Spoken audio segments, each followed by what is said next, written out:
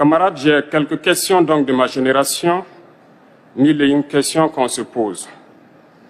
Les questions que mes générations se posent sont les suivantes, si je peux me résumer.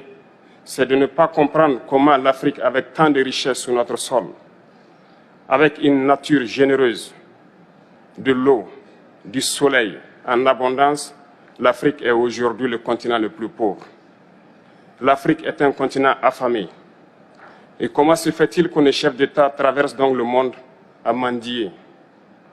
Le 9 mai 2025, un événement mondial capte l'attention de millions de personnes. La Russie célèbre la journée de la victoire en hommage à la fin de la Seconde Guerre mondiale en Europe. Dans les rues de Moscou, les chars défilent, les anciens combattants sont honorés et les drapeaux flottent sous le ciel printanier. Mais cette année, un invité inattendu attire particulièrement les regards.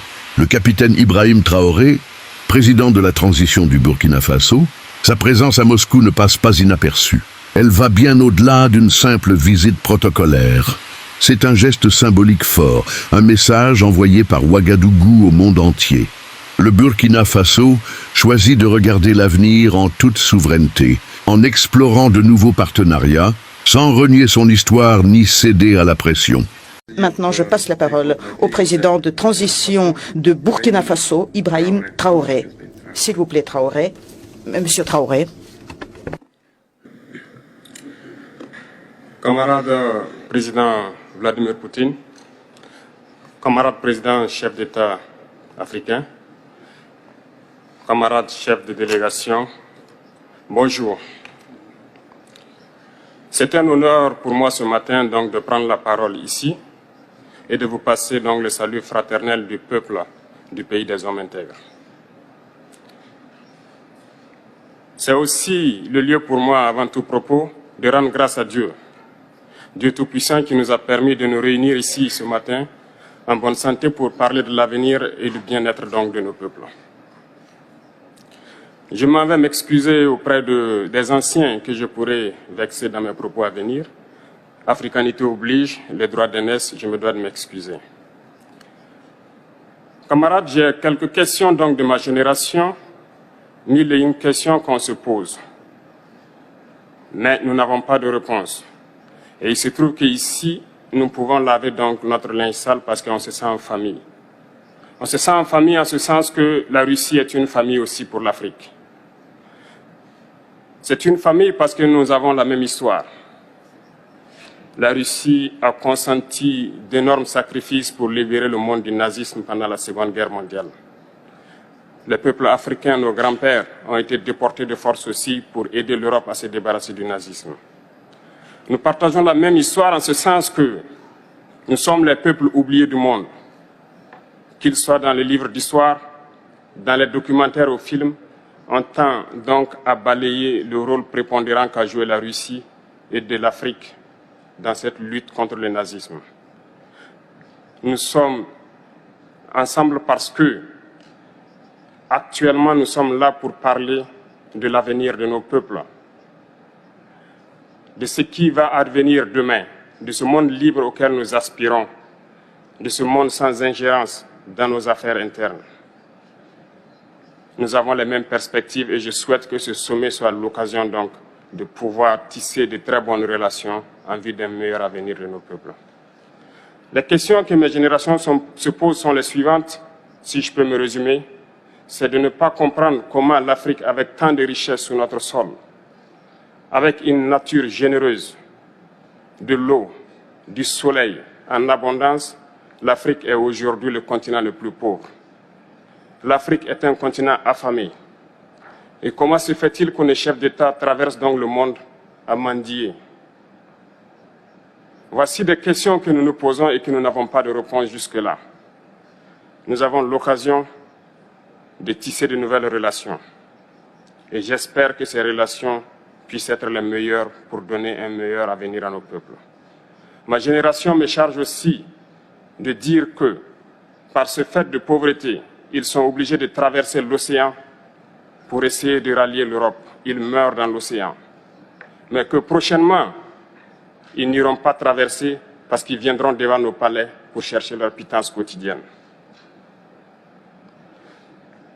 Pour ce qui concerne le Burkina Faso, aujourd'hui nous sommes confrontés depuis plus de 8 ans à la forme de manifestation la plus barbare, la plus violente du néocolonialisme, de l'impérialisme.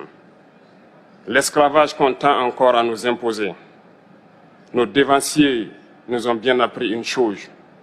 L'esclave qui n'est pas capable d'assumer sa révolte ne mérite pas que l'on s'apitoie sur son sort. Nous ne nous apitoyons pas sur nos sorts, on ne demande pas que quelqu'un s'apitoie sur notre sort. Le peuple burkinabé a décidé de lutter contre l'élite terroriste en mesure de relancer son développement. Dans cette lutte, des vaillants peuples, des vaillantes populations se sont engagées à prendre les armes face au terrorisme, ceux que nous avons affectueusement appelés les VDP, des volontaires. Nous sommes surpris de voir les impérialistes traiter ces VDP de milices et de tout type. C'est décevant, parce qu'en Europe, lorsque des peuples prennent les armes pour défendre leur patrie, on les traite de patriotes. Nos grands-pères ont été déportés pour sauver l'Europe. Ce n'était pas avec leur consentement, contre leur gré. Et bien au retour, on se rappelle bien qu'à Tiaroy, lorsqu'ils ont voulu revendiquer leurs droits élémentaires, ils ont été massacrés. Cela ne fait rien donc. Lorsque nous, peuple, nous décidons de nous défendre, on nous traite de milices. Mais là n'est pas le problème. Ce qui est le problème, c'est de voir des chefs d'État africains qui n'apportent rien à ces peuples qui se battent, mais qui chantent la même chose que les impérialistes en nous traitant de milices, en nous traitant donc d'hommes qui ne respectent pas les droits de l'homme. De quels droits de l'homme parle-t-on? Nous nous offusquons contre cela et c'est honteux. Il faut que nous, chefs d'État africains, nous arrêtons de nous comporter donc en marionnettes qui dansent à chaque fois que les impérialistes tirent sur les ficelles. Hier, le président Vladimir Poutine a annoncé donc l'envoi de céréales en Afrique. Nous sommes bien contents. Nous lui disons merci pour cela.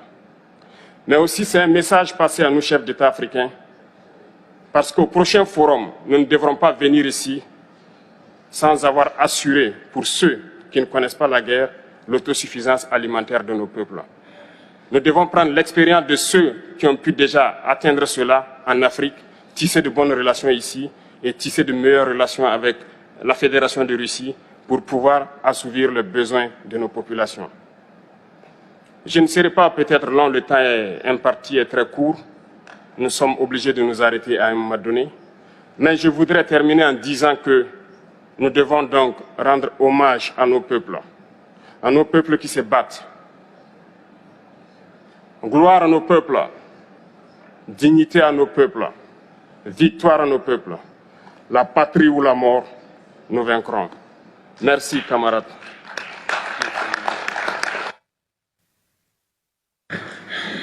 Спасибо, уважаемый господин Трауре. На что хотел бы обратить внимание. Только что выступивший коллега сказал о роли России в борьбе с нацизмом. Je tiens à attirer votre attention au fait que cette lutte qui a été menée par l'Union soviétique, par la Russie, dans les intérêts du monde entier, pour libérer les gens du nazisme, la lutte contre l'apartheid, contre le colonialisme, n'est pas menée dans les intérêts africains uniquement. Cette lutte mène à des résultats qui améliorent la situation dans le monde entier. C'est le monde entier qui en profite. Dans ce sens, je suis d'accord avec M. Traoré. Ça rappelle ce qui s'est passé à l'époque soviétique, la lutte qu'a menée l'Union soviétique, la Russie, s'inscrit dans cette lutte de tous les peuples pour la liberté. Pour bien saisir la portée de cet événement, il faut revenir à la symbolique du 9 mai en Russie. Officiellement, la fin de la Seconde Guerre mondiale est célébrée le 8 mai 1945 en Europe. Mais à Moscou, en raison du décalage horaire, la reddition de l'Allemagne nazie est enregistrée le 9 mai. Ce jour est devenu l'un des plus importants du calendrier russe. Il incarne la résistance, le sacrifice et la victoire d'un peuple face à l'oppression. Plus de 20 millions de Soviétiques ont perdu la vie durant cette guerre. Chaque année, la Place Rouge se transforme en un théâtre de mémoire nationale. Défilés militaires grandioses, survols d'avions, chants patriotiques et la célèbre marche du régiment immortel où les jeunes Russes brandissent les portraits de leurs ancêtres tombés au combat. C'est dans ce décor lourd d'histoire et d'émotion que le capitaine Traoré fait son apparition. Pourquoi un président africain est-il présent à une fête russe? La réponse tient en un mot: solidarité. Traoré est là comme allié, comme représentant d'un pays en lutte pour sa souveraineté, sa sécurité et son indépendance. Sa présence marque une volonté stratégique, celle de bâtir des relations avec ceux qui respectent la dignité et les choix de son peuple. Dans un monde où certaines puissances cherchent encore à imposer leur modèle, cette visite incarne une autre voie, celle de la coopération, du respect mutuel et d'un développement commun. C'est aussi une manière d'honorer l'histoire, car en comprenant les souffrances du passé, on peut mieux construire la paix de demain. Et s'il y a bien une leçon à retenir de la Seconde Guerre mondiale, c'est que la liberté et la dignité ne se reçoivent pas en cadeau. Elles se gagnent, se défendent et se transmettent